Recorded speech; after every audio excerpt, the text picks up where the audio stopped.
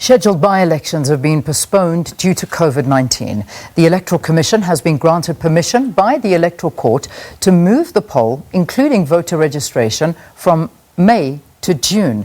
To tell us more about the pandemic and impacting elections, especially preparations for next year's all-important local government ballot, we're joined by the IEC's Chief Electoral Officer, Mamabolo. Sai, great to have you. Thanks so much for your time. Good morning, Leanne.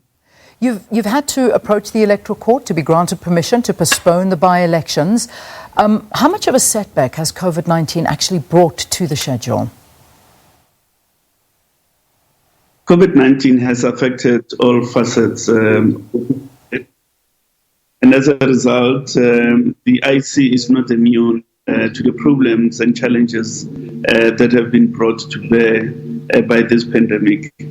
It has affected us in terms of the voting stations operations because we need to take account of the new realities in the manner in which we plan the voting station operation. For instance, how people queue, they've got to observe social distancing measures. We've got to ensure that we sanitize all voters who come through the voting stations. We've got to ensure that our staff are provided with appropriate level of PPE to ensure that there is no cross-infection of staff and voters on the one hand, or voters and staff on the other. But at a more broader level, it has made it impossible almost for political parties to campaign. You'll know that most of our political parties do have community meetings. Some of them do door-to-door and so on. Those activities are not possible in the present lockdown circumstances. But at a more policy level, at a more broader level, you know, we need to finalize debates and policy discussions around what level of technology might be necessary to introduce within our electoral process for the future. Let's put a few numbers out there. How many by-elections have actually been affected to date, and what other associated activities have had to be changed because of it as well? In total, it's 37 by-elections, which by-elections are vacancies throughout the 9 provinces in the country. The other elements of the electoral process that have been negatively affected by the pandemic is the fact that a preparation for an election such as the one we're going to have next year involves multi-agencies.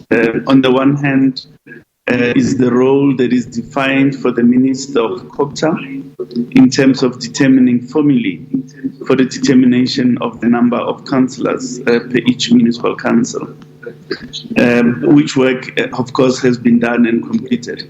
On the other hand, the demarcation board must determine the number of wards and then begin the process of delimiting those wards. But in so doing, the board often involves communities, but that community consultation process has now been suspended because of the COVID-19 impact. Now, at this stage, we do not know what the ultimate timeline impact of this delay is going to be on the conduct of elections. In that regard, the necessary stakeholders will be coming together, the Commission on the one hand, the board, the Minister, to do an evaluation of what the impact is and what the timeline would have to be for the conduct of those elections next year. So you obviously have, at this point, as you said, approached the Electoral Court. The postponement you've asked for is 120 days, but legally 90 days is what is officially allowed. Otherwise, a ward councillor's position becomes vacant. So obviously, I mean, this is... everything needs to change in the face of this. I mean, we're sitting with this, as the President has said, for the inevitable future. I mean, this is not going to go away within a year. Not that life is not going to resume, but a lot of these issues need to be dealt with in a very different way. Certainly. Certainly. The post-COVID-19 electoral landscape will be different in some ways. And we are beginning to deal with the operational impact in terms of how we behave at voting stations and so on. But there may be other major implications and impacts that are still at the moment under consideration.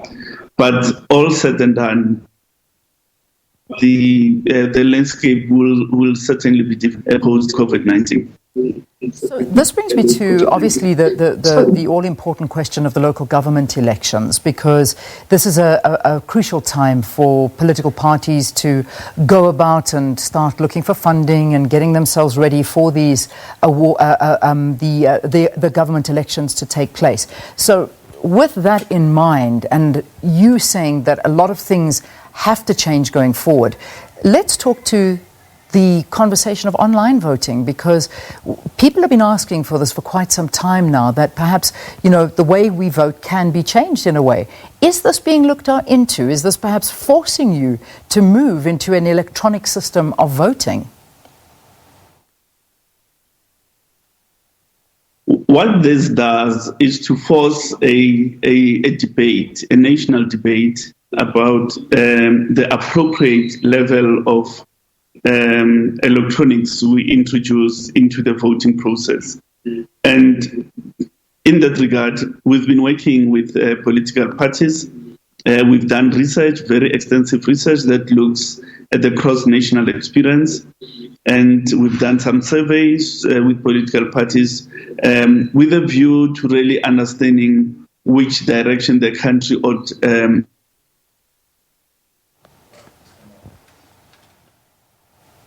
this is such an important part of the interview. We need to hopefully try and get that connection up and running.